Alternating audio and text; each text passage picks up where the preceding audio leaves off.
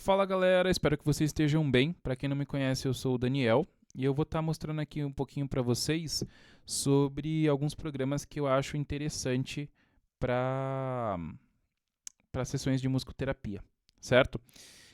Então vamos lá, ó. Eu vou tentar dar uma resumida nesse vídeo, porque senão ele vai ficar muito longo, porque eu escolhi bastante coisa aqui para mostrar para vocês e eu não vou explicar como utiliza essas coisas. Eu só vou apresentar mesmo e qualquer dúvida vocês podem entrar em contato comigo ou, enfim, até mesmo pesquisar. No YouTube tem bastante coisa explicando formas de utilizar isso daqui e a criatividade na hora da sessão acho que é o que vai fazer a diferença, beleza? Então vamos lá. O primeiro programa que a gente tem que é interessante para sessões de musicoterapia é o Moisés, que ele faz a separação da voz ou dos instrumentos de uma música. Então, por exemplo, esse está aberto aqui, ó. Então, eu coloco a música aqui dentro, a gravação aqui dentro, e ele separa a voz da música, né? Você pode separar, por exemplo, a voz. Se eu vim aqui em mute, nesse Mzinho, eu tiro a voz da música, eu posso baixar esse áudio desta forma. Se eu quiser tirar a bateria, a mesma coisa, enfim. Então, esse é o primeiro programa aí que eu sugiro, que é bem interessante. Ele tem tanto para computador como para celular. Eu prefiro ele no computador, mas eu sei que a versão de celular também é bem funcional. Segundo programa é o BandLab, que é um programa, na verdade é um site que você pode fazer gravações de loops e tal. Até mesmo de áudio, mesmo de voz. Mas eu prefiro fazer loops nele porque eu acho mais dinâmico. Gravação de áudio não é muito legal, não. De áudio eu tenho uma outra sugestão embaixo. Então, nele você consegue selecionar um instrumento, por exemplo, uma bateria, um baixo, sei lá, um instrumento virtual aqui, né? Que ele não é real, você só tem ele simulado aqui no teclado. E aí você faz a gravação disso. Aí você tem, por exemplo, a escrita MIDI aqui, que você pode vir escrevendo notinha por notinha. Tem que ter uma boa noção de escrita musical, porque ele funciona como se fosse subdivisão de uma semicolcheia, né? Então você vem escrevendo as notinhas aqui na timeline do controlador, certo? Então você pode criar várias faixas de instrumento, teclado, bateria, violão, sei lá. Mas vai ser tudo instrumento virtual, que você vai escrever as notas aqui, ele vai ficar aqui. Aí você toca o loop e, enfim, você tem a gravação da sua música. Como eu falei, eu não vou demonstrar nada nesse vídeo, senão ele vai ficar muito longo. O próximo programa, que eu acho interessante vocês conhecerem, é o Reaper, que é uma DAW, né? É uma Digital Audio Workstation, né, que é uma central de controle de áudio, basicamente. E aí você tem ele aqui, ó. Eu deixei o link para vocês baixarem. Tanto é que é com ele que eu estou fazendo a gravação do áudio desse vídeo, certo? Então nele eu consigo gravar o áudio, cortar, enfim, fazer diversos tipos de trabalho e utilizar isso de diversas formas dentro de uma sessão. E aí, dentro do Reaper, eu consigo baixar, digamos assim, de forma resumida, tá?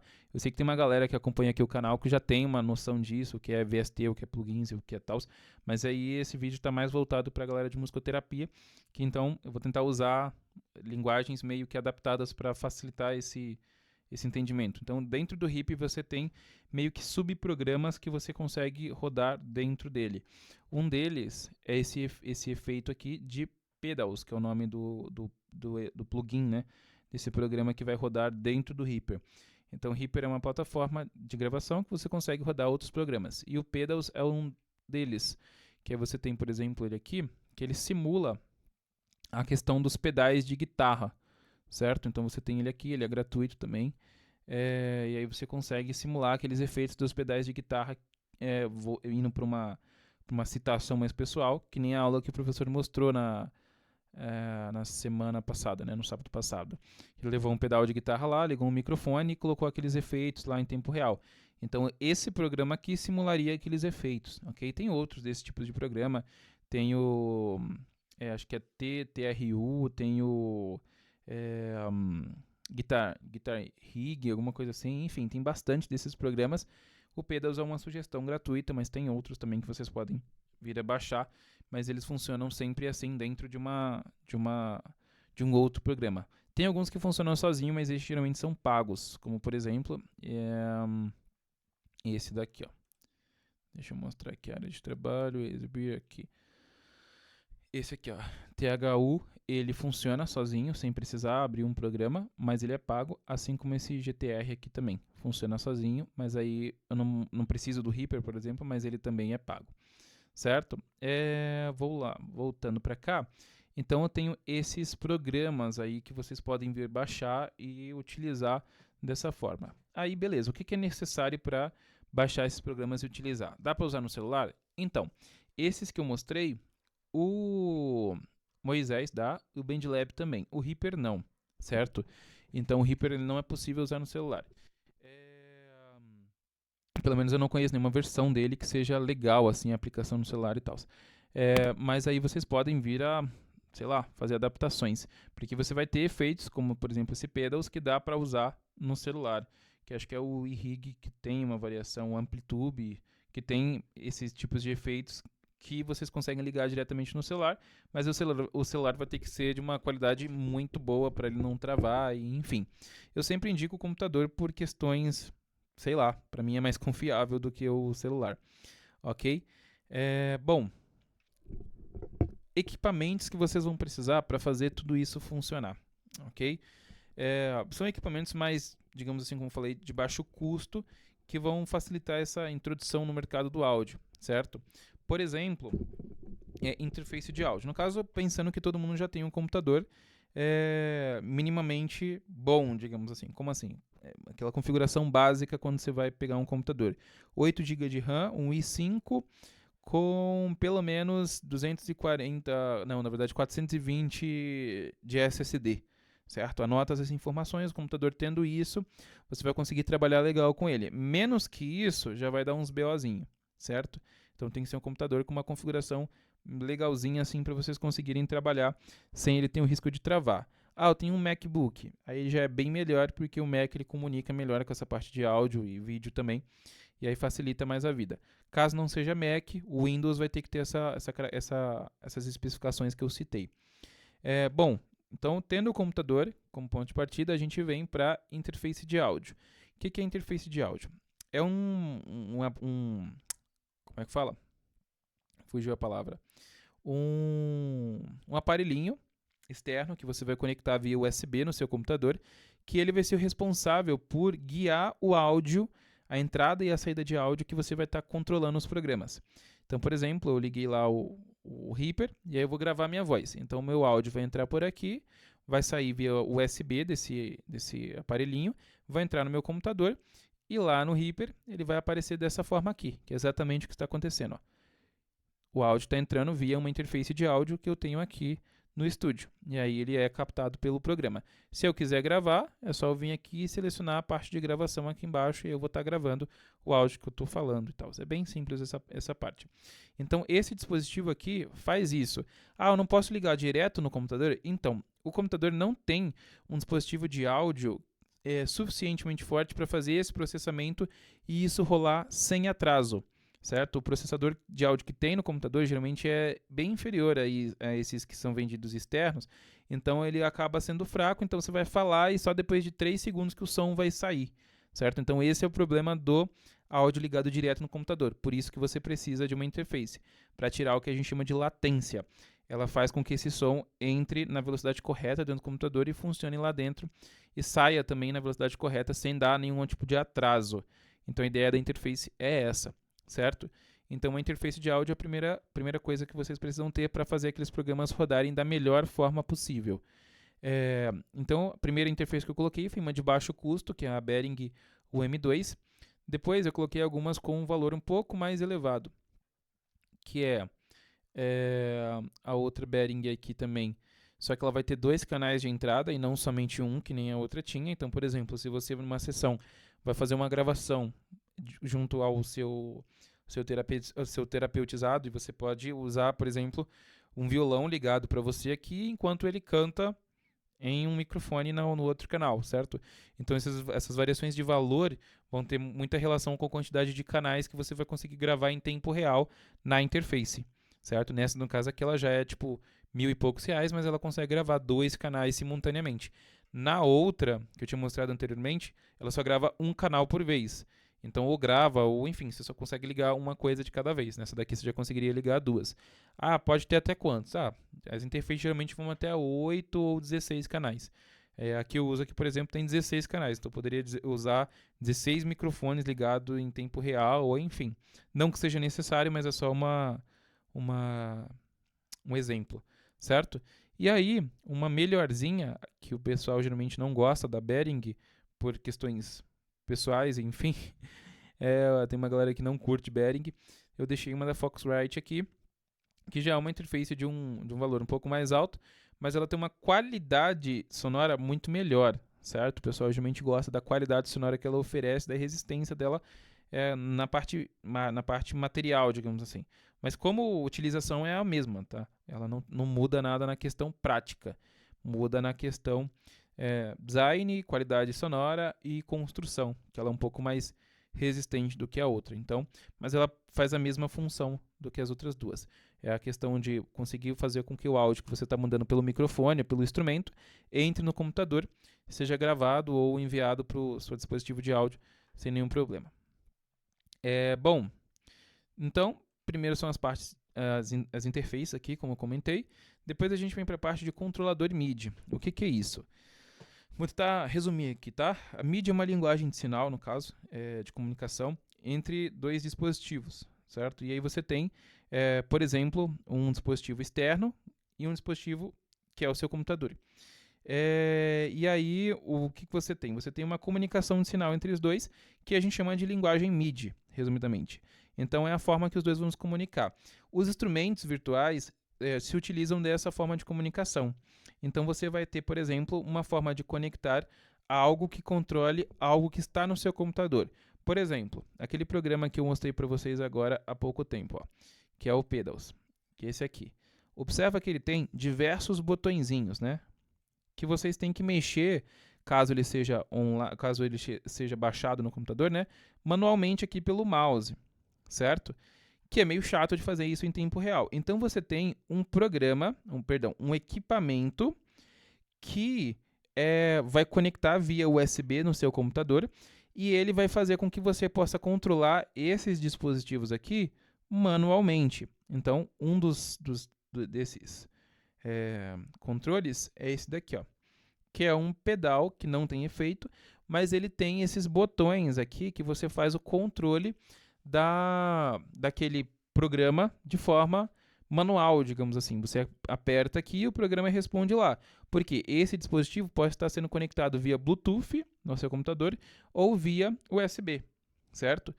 Geralmente eles são Bluetooth, aí tem que ver na questão na categoria dele aqui, ler direitinho para ver qual é o tipo de configuração, mas geralmente são Bluetooth. E aí você clica aqui e aí ele vai responder no programa porque ele tem essa questão da linguagem de comunicação MIDI, certo? Que é essa questão da informação passada pelo cabo ou pelo... Enfim, acho que vocês entenderam essa parte. Então ele é como se fosse um controle para o programa que está no computador.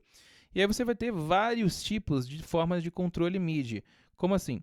Eu posso ter um dispositivo que controle um pedal, que nem eu mostrei lá, esse daqui, né?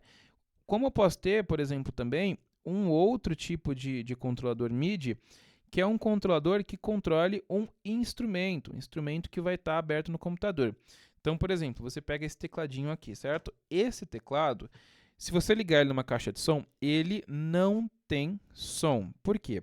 Ele é um teclado que tem uma conexão USB MIDI que faz a transferência de informação para o computador.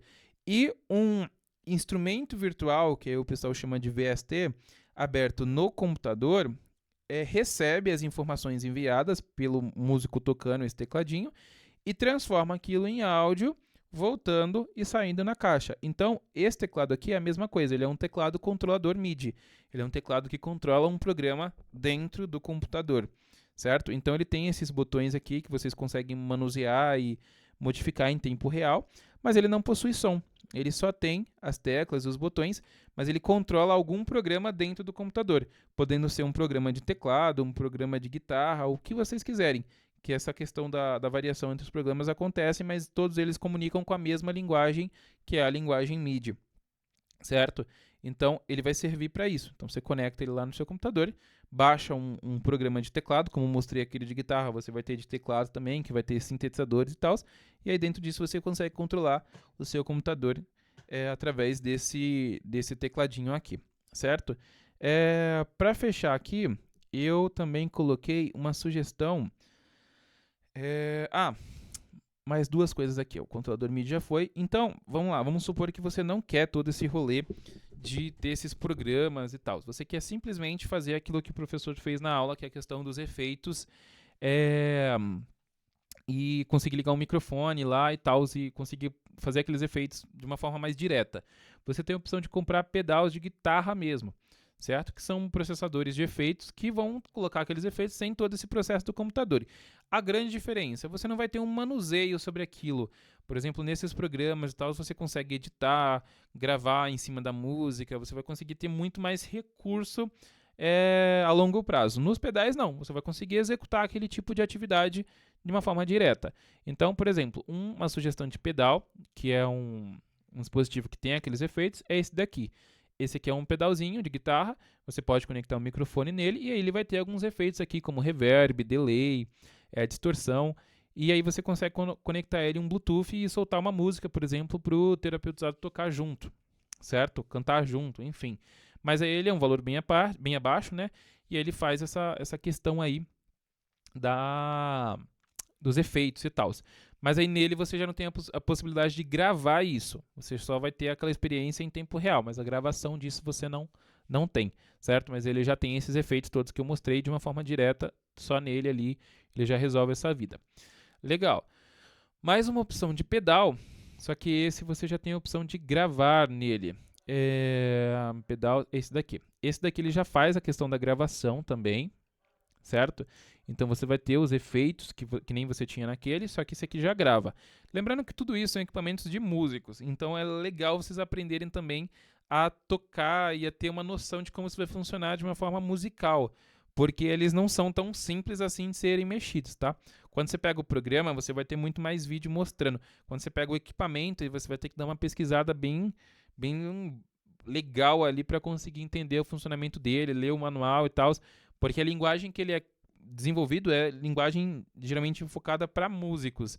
Então, pessoal que não tem muito conhecimento sobre, por exemplo, o que é um equalizador, o que é um drive, uma distorção, um delay, um reverb de mola, um reverb plate, enfim, esses termos, vai ter que dar uma pesquisada ali e se aperfeiçoar, porque ele vai ter muito disso e vocês têm que entender o que está sendo sugerido, senão vai ficar uma coisa muito subjetiva e aleatória, certo? Então, esse aqui também é uma sugestão, ele já faz a gravação do que você estiver fazendo, mas uma gravação bem simples, digamos assim, um loop que nem eles comentam.